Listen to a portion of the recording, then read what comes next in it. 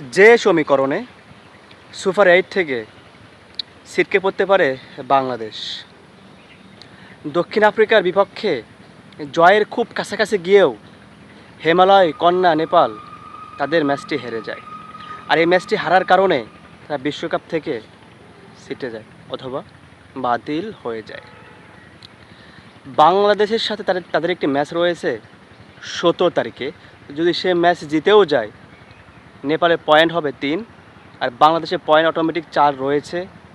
Bangladesh 4 point নিয়ে দ্বিতীয় অবস্থান করছে।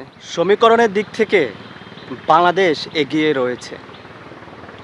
পরবর্তী ম্যাচ বাংলাদেশ যদি নেপালের পক্ষে জয় পায়, তাহলে বাংলাদেশ চলে যাবে সুপার 8-এ। অথবা বৃষ্টির জন্য যদি ম্যাচটি পরিত্যক্ত হয়, তাও বাংলাদেশ পাবে 1 পয়েন্ট, তাহলে হয়ে যাবে মোট 5 পয়েন্ট। তাও বাংলাদেশ চলে যাবে সুপার 8-এ। আর পরের ম্যাচে জিতলেও নেপালের পয়েন্ট হবে 4। সেক্ষেত্রে বাংলাদেশ একটু এগিয়ে রয়েছে।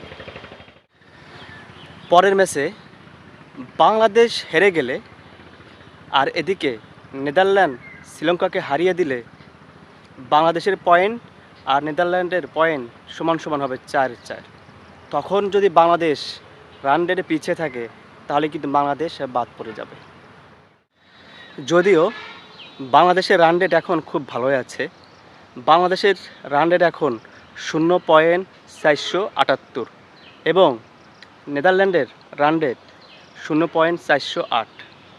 এই শেষ ম্যাচে নেদারল্যান্ডকে বড় ব্যবধানে জয় পেতে হবে আর বাংলাদেশকে বড় ব্যবধানে হারাতে হবে, তাহলেই বাংলাদেশ সুপার 8 থেকে বাদ পড়ে যাবে।